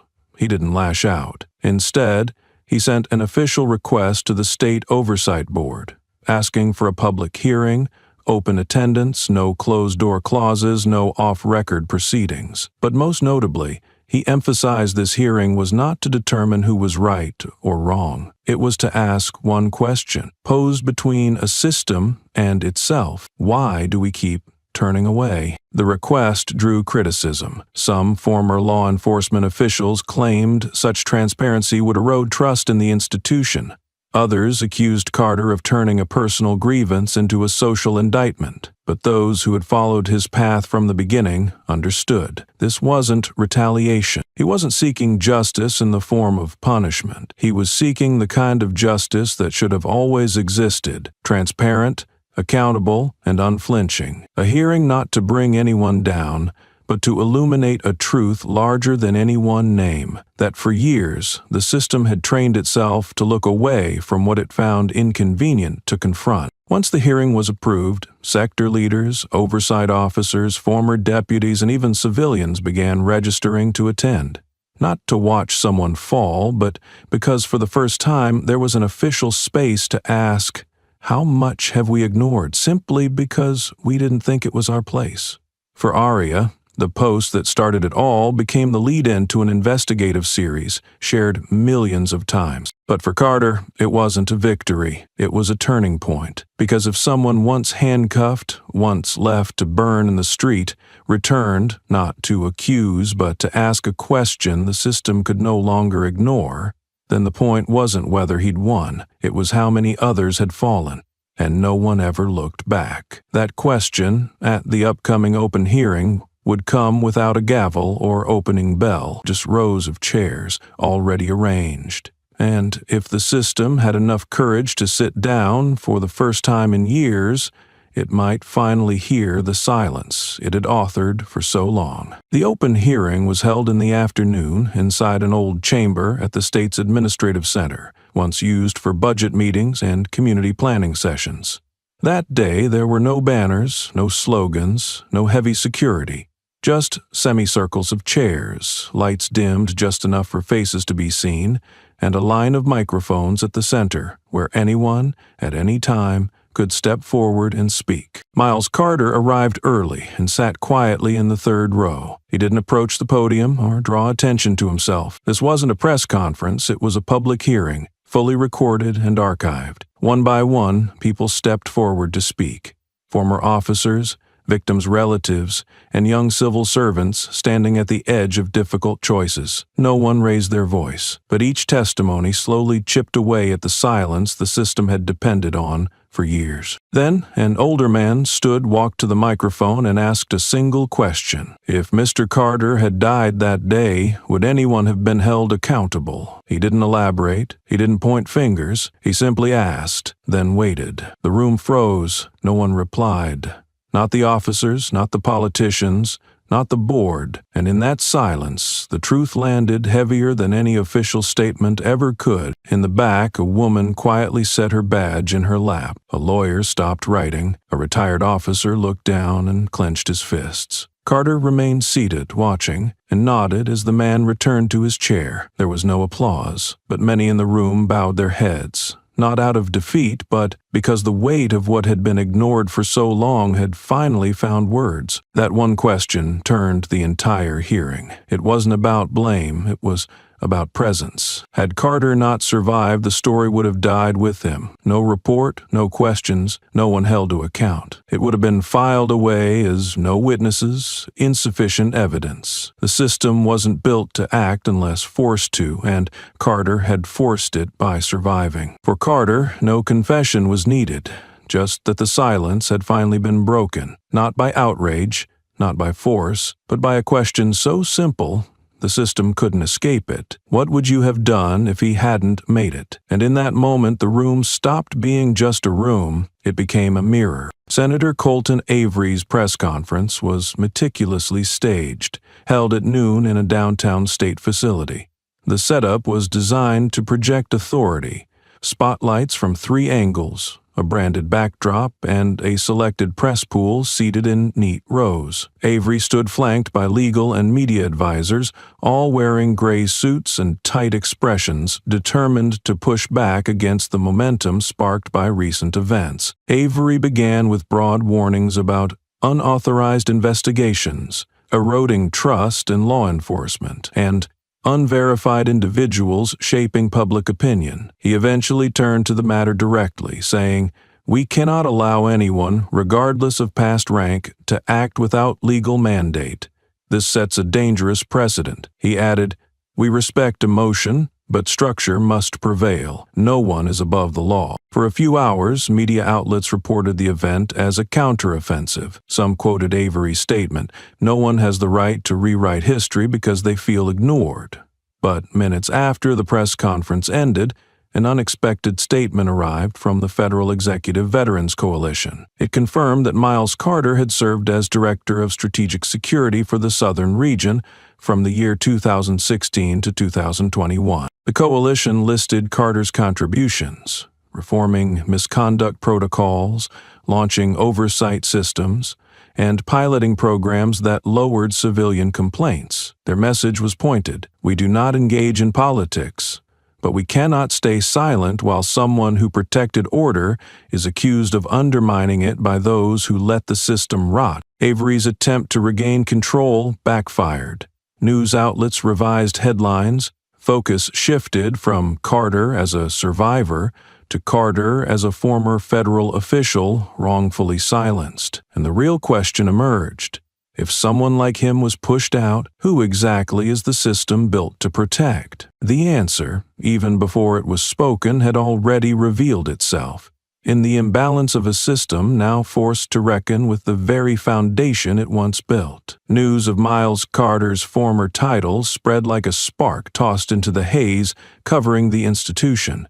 But what left the entire speechless wasn't the role he once held, or the long list of reforms he led. It was a quiet, bitter truth no one dared name, until it surfaced, clear and cold, that a man who once oversaw security across the Southern Federal Region, who had approved police oversight protocols for millions, nearly burned to death on the roadside of the very town he once served because he wore a plain shirt, drove a car with no plates, and had skin darker than most of those in uniform that day. No one recognized him, and no one stopped to ask. Hundreds of discussions erupted online, but amid the flood of outrage, analysis, and solidarity, one short tweet from an anonymous account became the eye of the storm. shared by reporters and everyday citizens alike. It's not because the system is broken, it's because some people want it to stay that way. No fancy wording, no image attached, but it read like the final verdict of the entire story.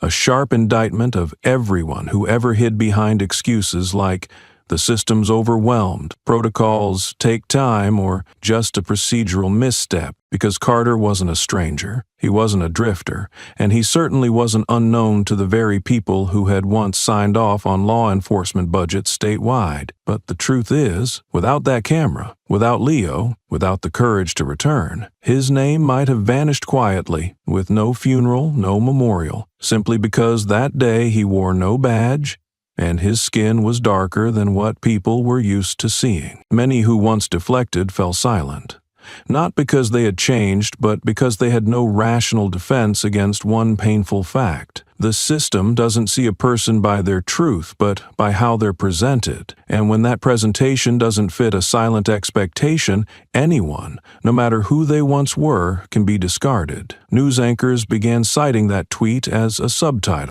Some made it their broadcast lead. Universities invited Carter to speak not just about investigations, but about the roots of prejudice, power, and perception. He declined. Carter made no public appearances afterward. He let the truth move on its own, without urging, without guidance, because he knew not everyone is ready to listen, and not everyone is willing to look back at a system they once believed they were serving, especially when that structure begins to crack. That tweet, brief as it was, reopened questions never asked outright. If even the most powerful can be seen as a threat, out of uniform, how many others, without titles, files, or luck, are left in flames no one bothers to pull them from? And if we still call that an accident, are we watching it happen or allowing it to? As Carter once said, the answer doesn't need a podium. It will show itself when each person within the system chooses to remain silent as always, or to start seeing again for the first time.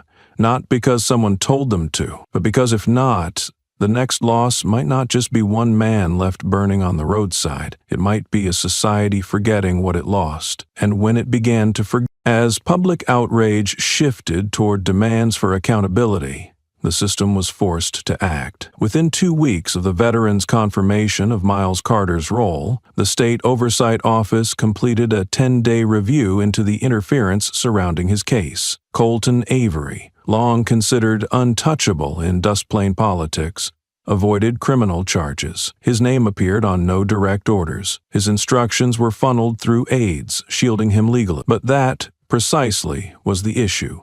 A system where those at the top could steer outcomes while avoiding responsibility, simply by choosing the right people to carry out the wrong acts. While not indictable, the findings led the State Integrity Council to issue a public recommendation. Avery should resign due to lack of transparency and political interference in law enforcement oversight. 2 days later, he announced his early departure, citing health reasons and a desire to spend more time with family. The tone was cold and brief, an apology that everyone knew came too late. In Dust Plain, internal investigators found Briggs had violated procedure and used excessive force in Carter's case. More troubling than the act itself was the cover-up that followed. False reports, ignoring the victim's condition, and complete disregard for consequences.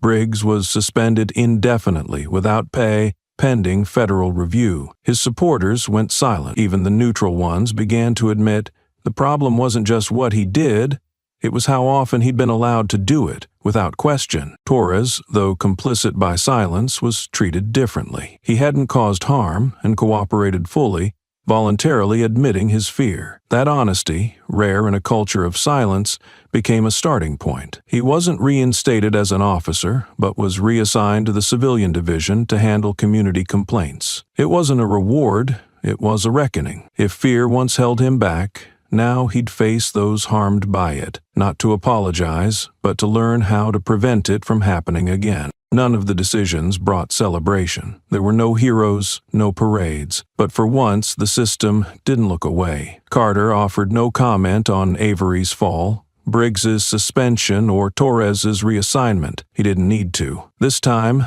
the truth didn't stay hidden, and no one involved could pretend it never happened. On Monday, in a quiet town hall ceremony, Police Chief Harold Keaton stood before a crowd with a folded speech in his hand, ready, perhaps for the first time, to open something that could not be closed again. Chief Keaton's voice didn't tremble, but it wasn't steady either. Today I stand, not as a representative of the force, but as a citizen of this town, of this system. I offer my apology to Mr. Miles Carter for what happened, for the silence that never should have existed, and for the price he paid for something that should have been obvious, the right to survive. The apology was brief, deliberate, and carefully crafted not to veer into justification. Yet, after each sentence, a pause lingered, as if every word had to break through layers of memory in both the speaker and those listening. Miles Carter did not attend the ceremony. He had declined every invitation from the start, without explanation, without a proxy, and without any indication that he would respond at all. However, 3 hours after the event, a letter arrived at the police chief's office, handwritten in clear, even script, just 3 lines long. I don't need an apology. I need sustained clarity, not a few seconds of regret. There was no signature, only a date and timestamp that matched the end of the ceremony. When the letter was made public, with Carter's consent, the town fell silent. No one criticized the message. No one defended the chief. Everyone understood. Carter had not written it to wound anyone. He wrote it to clarify one thing. He did not need tears on a wooden podium after surviving a fire fueled by institutional silence. He needed a system alert before the failure, not one that mourned only when someone lived to speak of it. The letter spread faster than the apology. It surfaced on social media, was reprinted in evening broadcasts, and became a topic in places where politics had once been avoided. A small coffee shop in Dust Plain, a hospital waiting room, even a high school hallway. A local literature teacher photocopied the letter for her students, then asked, "What does sustained clarity mean?" One student replied, "It's when you see something wrong and don't pretend you didn't, even if no one's hurt yet." That answer circulated more widely than the lesson it followed. For Keaton, the apology was necessary, but for Carter, it was no longer enough. Not out of anger, nor pride, but understanding. If a system only knows how to bow its head after each close call, who apologizes to those who don't make it back? And how long until apologies are no longer needed at all? By day's end, no one spoke more of the ceremony. But inside the department, for the first time, a proposal was submitted from the bottom up. A team of young officers called to restructure the civilian complaint process, not by state directive, but in quiet response to a line of just 11 words. Sustained clarity, not a few seconds of regret. A reminder and a warning. And for a town that once chose silence, maybe this was the first sign they had learned to listen. About 2 months after the final hearing, a local survey surprised many in Dust Plain. The percentage of residents who said they fully trust the local police dropped by over 40% compared to the previous year, while those hesitant to cooperate during administrative checks doubled. In many places, these numbers might spell crisis, but in Dust Plain they were seen as the first signs of honesty, because for once, people had been asked, and when they answered, they didn't say what sounded safe. Oddly, at the same time, applications to join the force from Black residents increased sharply, the highest in a decade. Training classes began to include people from neighborhoods once disconnected from law enforcement. No one could fully explain it, but one law student said what many felt. If someone like Mr. Carter was pushed out, I want to step in so it never happens again. At a quiet cafe with a western-facing backyard, Miles Carter and Leo Harris met for the first time. Carter arrived first, ordered tea, and placed a fabric-wrapped box on the table. Leo came later, hesitant, but Carter's smile eased the moment. They sat without much talk, like two people who already understood one another. Carter unwrapped the box and slid out a scorched, bent badge, his old police badge. He didn't look at it, only pushed it across the table. "I kept it," he said, "not because I thought I'd wear it again, but because I hadn't met anyone who should." Leo didn't answer. He didn't need to. He hadn't helped Carter for a reward, but seeing the badge reminded him what it meant to stand up without needing to be seen. "I'm not a cop," Leo said, hand resting on the badge. "Just someone who didn't keep walking." Carter nodded. No praise, no sadness, just quiet agreement. You don't need a badge to protect life, or a title to act when others won't. As the sun set over the table, Leo picked up the badge. He didn't promise to wear it or change the world, but by choosing to carry it, he took on what others avoided, remembering and keeping what's right. No applause, just a silent handoff, from the man who survived to the man who stayed, and in that a vow. Next time, no one gets left behind. Leo held the badge for a long moment, tracing the scorched corner where the metal had blistered like skin brushed by flame. The central emblem had faded, but the rounded shape remained recognizable to anyone who had ever worn one. For others, it might symbolize duty or honor. For Leo, it was something else, a reminder of a day when most turned away and only one man remained behind. He looked up, not avoiding Carter's gaze, but without the eagerness of someone accepting an honor. Pushing the badge back across the table, he said, "I'm a civilian. I don't wear a uniform. I don't speak in codes. But if you need someone to tell the truth, I'm here. I won't keep this. I don't want it to change why I stopped that day." Carter nodded, unsurprised. Leo never lived for symbols, and that was why Carter had chosen him. "I used to think I'd misread people," Carter said. "But when I saw you come back, I realized I'd been wrong in another way. I'd forgotten that some people don't need reasons to do what's right." Leo gave a small, knowing smile. "I wasn't supposed to be part of anything. I was just passing by. But when I saw you, I couldn't keep walking." They didn't speak again for several minutes. The silence between them wasn't empty. It was where memory settled, undisturbed. Carter rewrapped the badge, slipped it into his coat, and stepped into the fading sunlight. They walked together toward the rebuilt gas station, the one that still looked exactly like it had on the day everything changed. At the fence, they paused. No handshake, no photos, no audience. Just two men side by side. Leo looked ahead. "You think this place can change?" Carter answered quietly. "It already has. People are asking, walking away, staying, because they can't bear to watch the right thing be forgotten." Leo nodded. "Then maybe this time no one has to die to make it seen." And so the day ended.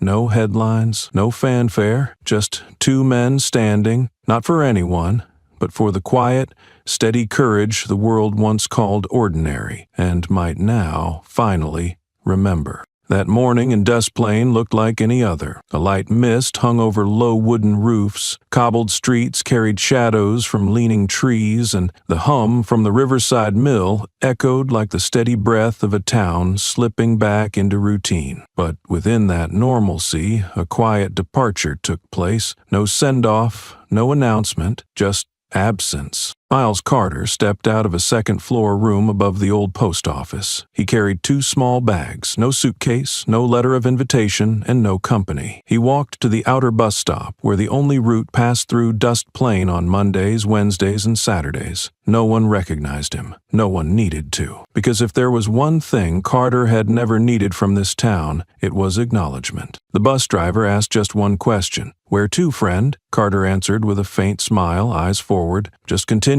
The bus rolled past familiar streets, by the old factory once on his reform agenda, the high school where kids once laughed at the sound of his name in class, and the intersection where the gas station stood hidden under tall trees. No one took photos, no one waved. Just a man who once arrived as a stranger, leaving like he had never stayed long. Yet, less than an hour after the bus left town, something quietly changed at the Dust Plain Police Department. Outside, near the east wall where the old shift board once hung, a small plaque appeared, fixed with simple bolts. It had no lights or bright colors, just enough space that anyone walking past would have to pause a moment to read. Etched in clean, deep letters, here stood someone who did not turn away. No name, no date, no mention of position or incident.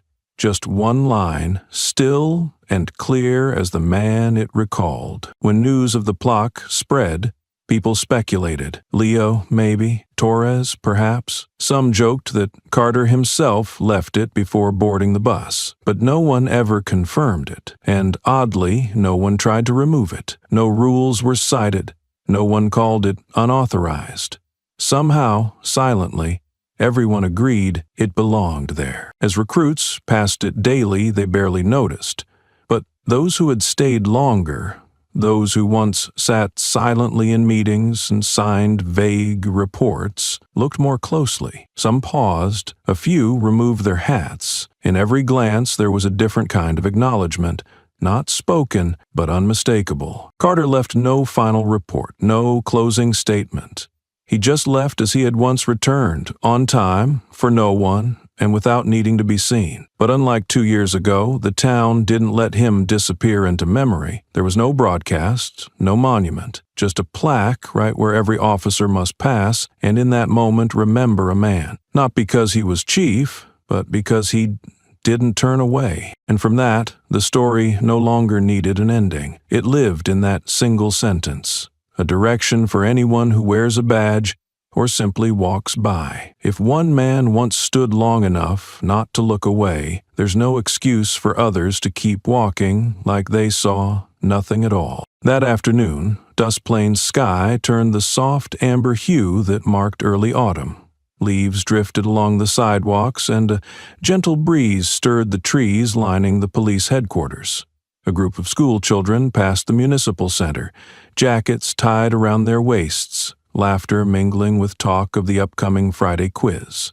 Among them was a 12-year-old boy with brown skin and close-cropped curls, carrying a backpack and holding his father's hand, a man whose face had long been weathered by years of construction work. They slowed near the eastern wall of the police station. The father stopped first, eyes fixed on a small plaque bolted to the brick. The boy leaned over, curious, and read the engraved words aloud, quietly. Someone once stood here and didn't look away. He looked up, brows furrowed. Who was he? He asked. The man took a moment, his voice steady but weighted. The man who made the police learn to see people again. The boy said nothing more, but his gaze lingered, not because he fully understood the answer, but because he felt the shift in his father's tone. Not just a tale of a brave adult, but something that touched the boy himself. Someone once ignored at recess, or whose bag got checked twice just to be sure. He pulled out his phone, framed the plaque, and took a photo.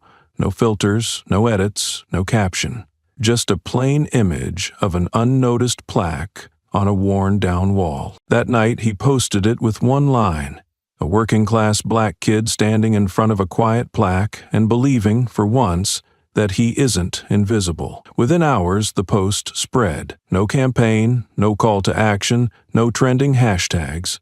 But every word, every unpolished pixel, resonated with something millions had felt but never said. The photo wasn't pretty, the lighting was uneven, and the metal plate was slightly washed by sunlight. But it's true, arriving at just the right time reached further than any press release ever could. The post was shared millions of times within 3 days, appearing in national news segments, printed in editorial columns, and referenced in classrooms across the country. People didn't need to know Carter's name to understand what he did, and they didn't need to know the boy's name to grasp that in that instant, a new generation had been handed something invaluable, the belief that they mattered. The plaque stayed right where it was, unpolished, undecorated. But now, those who passed it no longer glanced away. Some paused, some read slowly, and in those moments, perhaps someone quietly asked themselves, would I have looked away, or would I have stood still? The final afternoon of the story unfolded on the most ordinary kind of day. No alarms blared, no one chanted any slogans, just a gentle breeze brushed through the street, still bearing traces of soot and faint scorch marks where the sidewalk cracks remained, remnants of an incident many assumed had faded into the past. But for some, the memory didn't need to be etched in stone. It lived in a glance, in footsteps that slowed, in the way a mother tightened her grip on her child's hand when passing by. That child, a little girl about 7 years old, wore a red sweater and had her hair braided into 2 neat rows. She looked up as her mother's pace slowed. The girl's eyes followed her mother's gaze toward a stretch of pavement along the curb where there was nothing remarkable, just a repainted wall and a small poster taped to a light pole showing the figure of a man walking upright, his hands empty. The image had no name, but anyone who had heard the story would recognize it instantly. The girl asked softly, "Why did you look at that spot for so long?" The mother didn't answer right away. She glanced down at her daughter, tightened her grip on the small hand, then whispered, as if speaking to herself, "That place once made people lose their faith." The girl tilted her head.